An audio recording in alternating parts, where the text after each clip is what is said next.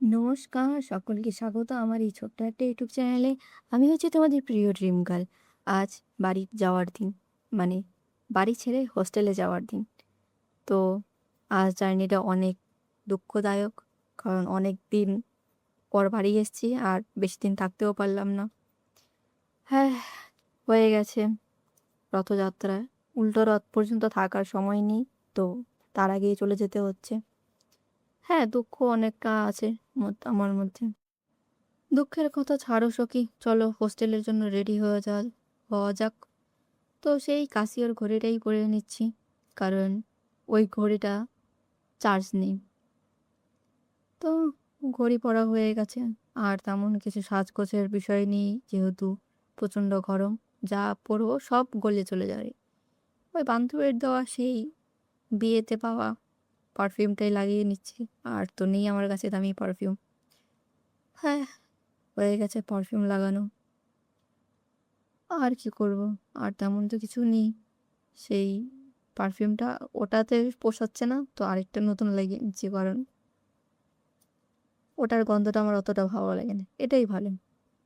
এসে গেছি ট্রেনে। ট্রেনে উঠেছি। ট্রেন ছেড়েছে এখন প্রায় ৮ ঘন্টা হয়ে গেল। আমাদের বুনিয়াদপুর থেকে ছেড়েছে ট্রেনটা। তো আমি ট্রেনে উঠেছি। এখন ব্যাস সিটটায় বসলাম। কারণ এতক্ষণ হাঁটছিলাম, দেখছিলাম যে ট্রেনটা পুরো ফাঁকা। আর ফাঁকা ট্রেনে বসে আছি, আমার প্রচণ্ড ভয় করছিল। সিরিয়াসলি আমার প্রচণ্ড ভয় করছিল। কারণ গোটা ট্রেনে আমি একা।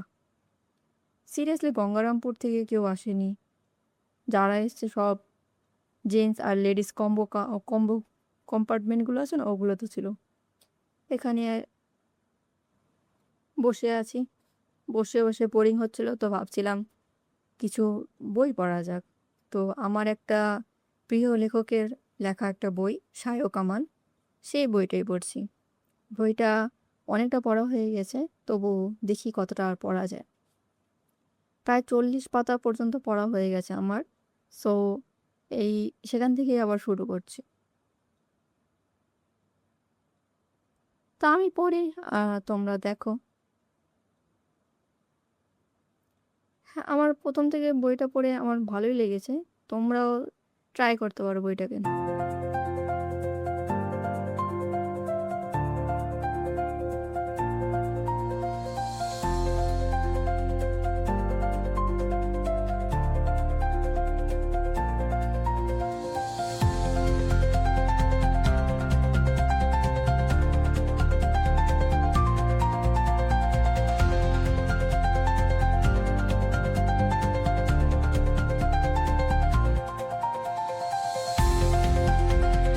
তো এখন অনেকটা পড়া হচ্ছে, তো একটু ব্রেক নেওয়া যাক।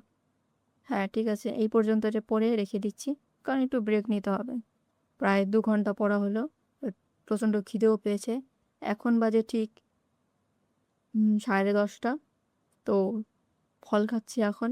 যেহেতু আজ আহ, একটা স্পেশাল দিন, তো আমার মা ফল দিয়ে দিয়েছে, মানে ভগবানের প্রসাদটা দিয়ে দিয়েছে।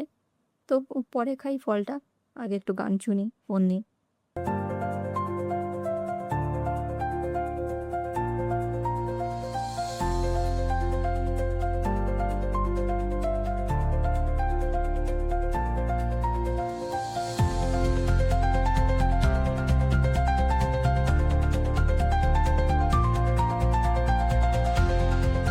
কি গান শুনছি বলো তো? উলাল্লা, আই লাভ ইউ মাই সোনিয়ে, উলাল্লা, ও সোনিয়ে।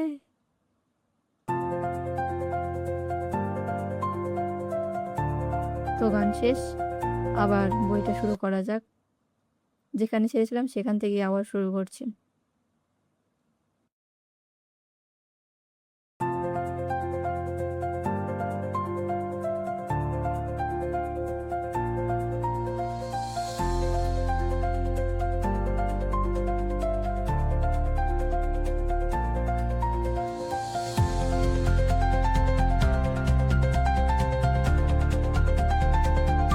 হ্যাঁ ভাই, আমি সত্যিকারেরই বই পড়ছি। দেখতে পারো বইগুলোর অবস্থা।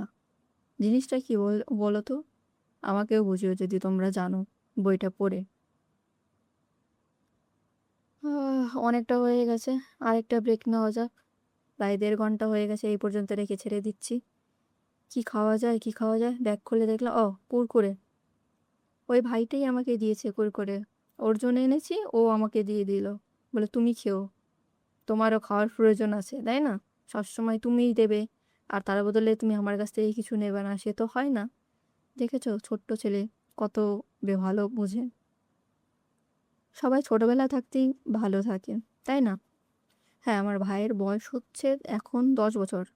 এই এপ্রিলে এপ্রিলে ১০ বছর হয়েছে ওর। ক্লাস 5 এ পড়ছে এখন। তো বইটা রেখে দিয়েছি কারণ পড়া হয়ে গেছে। এখন অনেক ক্লান্ত আমি। দেখি বাইরের অবস্থা কি। দেখেছো? এই জার্নিতে আমার চোখ মুখ কত ডার্ক হয়ে গেছে।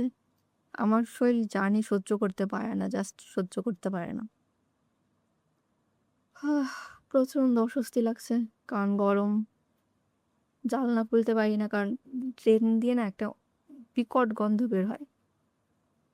তো বাড়ি চলে এসেছি। মানে আমি আমার বাড়ি আসিনি, আমার বান্ধবীর বাড়ি এসেছি। তো সেখানে ওর জন্মদিন ছিল। ও বলল যে খেয়ে যেতে। তো আরেকটা বান্ধবী আছে, সে তো বিরিয়ানি খায় না। তো আমাকে বলল যে, "বুনু একটু চাউমিন বানিয়ে দিতে।" তো আমি চাউমিন বানানোর জন্য কড়াই বসিয়েছি। ওদের এখানে সর্ষের তেলে রান্না হয়। সো একে একে পাতাকপি, গাজর, আ আদা আদা, রসুন কুচি এগুলো করে দিয়ে দিলাম। তারপর হালকা পাতলা নাড়িয়ে, এটাতে ডিম দেইনি আগে। কারণ একজন ডিম খায় না। মানে পেঁয়াজ রসুন খায় কিন্তু ডিম খায় না। মারোয়ারি ওরা। সো ওখানে হালকা করে চাউমিন রান্না করে দিলাম।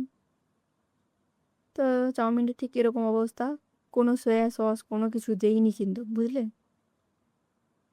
কারণ একজন আবার সয়া সস খায় না। সো এরকম অবস্থা। নামানোর আগে জাস্ট ম্যাগি মশলাটা দিয়ে দিয়েছি। ওই বান্ধবীর যে আছে মানে ওর বন্ধুটা আছে, আমার বান্ধবীর বন্ধু, ওকে আমি আগে বেড়ে দিচ্ছি কারণ ও নিরামিষ খায়। আমরা ডিমটা ভেজে রেখেছি, পরে দিয়ে দেবো যে আমিষ খায়। তো আমি বেরিয়ে দিলাম ওই ছেলেটাকে। আর ওই ছেলেটাকে আর কোল্ড ড্রিঙ্কস দেবো আর কেক দেবো। বেচারা, কি আর করবো বলো? এদিকে আমি বাড়ি পৌঁছে গেছি, এখন বাজে ঠিক 6টা, সরি 6:30 বাজে এখন। তো অর্ডার এসেছিল ফ্লিপকার্ট থেকে, সেটাই রিসিভ করছি। দুটো চকলেট। আমি বললাম নিচেই রাখো, হাতে দিতে হবে না। অনেক কিছুই এসেছে, দেখতেই পাচ্ছ। বাপরে! হ্যাঁ, আজকে প্রায় 1200 টাকার উপর অর্ডার করেছে। একে একে দাদাটা গুনে গুনে দিচ্ছে। হ্যাঁ, আর কিছু নেই, এই কটা জিনিসই। ব্রাশ, চিনি, নারকোল তেল, এগুলোই অর্ডার দিয়েছি। আর পালস চকলেট অর্ডার দিয়েছি কারণ ওই বান্ধবীর জন্মদিন, ও চকলেট বলেছিল, প্লাস চকলেটটা নিয়ে এসেছি। কালকে দিয়ে দেবো ওকে। ওই বান্ধবীর জন্মদিন ছিল, সে জন্মদিনে জাস্ট কেক খেয়েছি, আর বাদ বাকি জিনিস ও বাড়িতে প্যাক করে দিয়েছে। হুম, আমার দিদির জন্য দিয়েছে।